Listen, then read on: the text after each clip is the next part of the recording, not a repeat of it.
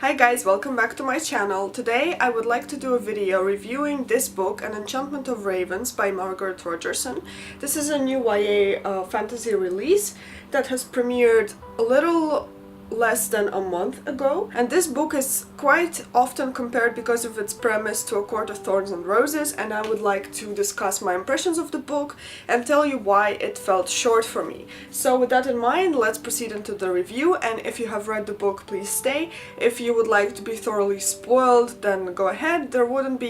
I just wouldn't really restrict myself in what I'm saying so that I can bring you my full view of the book. As you might know, this book is indeed compared to A Court of Thorns and Roses for the reason that it features a protagonist who likes to paint.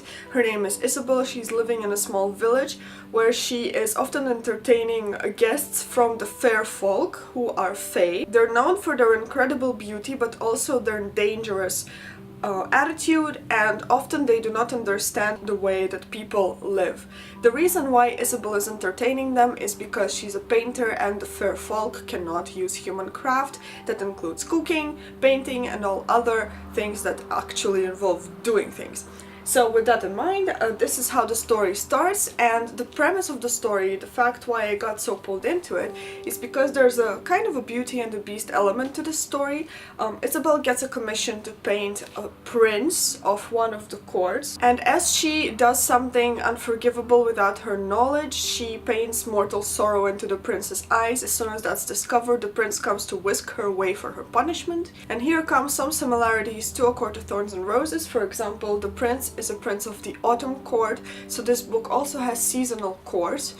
This book also has immortal fae with great abilities. They're also quite beautiful and striking, but otherwise the similarities are not as much, and this is not the biggest issue that I had with the book. The fact that I ordered this book without knowing how long it was. In fact, it's around 300 pages long, so it's quite short actually, and the story suffers from that shortness a lot. What was really done well in this book is the characters and the dialogues. I really enjoyed them. Isabel was a witty sort of character. I liked that she knew what she wanted, she went for it. She did not see herself becoming part of the fae folk, and that went through the book, and I found that really good in comparison to other novels, because in this novel humanity is actually something that is more seen as more valuable in the end than what the fair folk have. And I like that she could see through their facade, the facade of the fae in some ways. And I really liked Rook because her relationship with him it started out as an infatuation, then it grew into a relationship that's was a bit more entertaining. There was a lot of witty dialogue, and then in the end it all convalesced. My issues with this book, they start as follows, so that's gonna be a lot of issues. Let's start with the fact that the book is called An Enchantment of Ravens. This is in reference to the reward that Isabel is asking from Rook for the completion of his portrait. She's asking an enchantment that will bring ravens to her doorstep when she is in danger, and the amount of ravens will qualify what kind of danger she's in, mortal or just in peril or what's going on. And this is referenced a couple of times throughout her very dangerous journey, but in the end that enchantment is actually kind of useless. I mean, it does not do anything that the surroundings would not provide already. Maybe it would have made sense if the enchantment was related to her staying at home, but here in fact, as soon as she undertakes her journey with Rook, she's in constant danger and nothing is done to, like, the enchantment does not help at all. It does not provide fair warning. Later it just dissipates. There is a moment where the ravens attack and they're kind of useful, but all in all, pretty uselessly reward, unfortunately. Second of all, this book is really nice, but it's suffering from the fact that it's too short, meaning we don't have enough time to experience the reality of Isabel's infatuation and then gradual love to Rook, because she falls in love with his facade when she starts painting him, and a couple of phrases back and forth make this infatuation stronger. Then he comes to steal her away. She's kind of snapping out of it, finding him not as attractive or appealing as before, and then during her journey with him, she's becoming more attracted to him, but there is seriously not enough time for them to really get to know each other. There is no information that Rook provides regarding his mysterious past except for a girl that he sometime loved. She still doesn't know anything about the world of the Fae. They end up being in a court who does nothing but celebrate. She never actually wonders what the Autumn Court looks like. The author doesn't give us any insight to the other courts at all. I mean, what's happening there? Is there a spring court, a winter court, summer court? What do they function like? What is their purpose? What do they do with their time? Do they just party all the time? Continuing from here, I really disliked how long the journey took. In fact, when you read the blurb, you're thinking, oh, okay, he's whisking her away to this land, and then there's going to be stuff happening when she gets there. In fact, like half of this book is just them getting from point A to point B. I guess the journey was perilous, but it just bored me. I mean, there's only so much time you can spend in a forest being chased by things. There's no help from anyone. He never contacts his own people. In fact, we never know anything about Rook's own people and why they would not support him when he goes to another court, and like, they're pretty shitty there too, but what makes the Autumn Court worse than this other court? It just makes no sense. In the end of the book, when it all ends and there's this big climax and they end up the king and queen of the courts, her still being mortal, none of the big conflicts were resolved. I mean, what is going to happen when she grows old and dies? Is she okay with that? Okay, well, she's okay, Rook is fine with that. How are they going to govern these lands that she knows nothing about? We know nothing about. We don't know what the function is. How is the marriage going to solve things? Everyone saw Rook's weakness. Just because the law was cancelled by the Winter King doesn't make it okay, because all the other Fae would not suddenly start liking Rook and Isabel because of breaking the laws. So this neglects a big part of the society. Secondly, what about Isabel's life in the village? Will she continue to paint? What will happen with her family? What happens to her two kind of like sisters who are actually goats? It never really weaves into the story, they just exist. Are they going to grow up living in the village? Are they going to go back to being goats? What's happening with those spells? And then it's pretty clear that a lot of people leave the Whimsy village to go out to some bigger world. They're not actually headed to the well or to the Fae, but they're actually just headed to some other world that exists aside from the village. And we never get an explanation of what the world is. Why people go there? Why doesn't Isabel want to go there? Because people still live there. What kind of relationships have the Fae folk to the outside world? How did they get cursed in the first place? Why are they such complicated creatures? Why did they get their flawed aspects? What is happening with them now that the situation kind of resolved itself? They still are flawed. A lot of them still don't understand the human intricacies.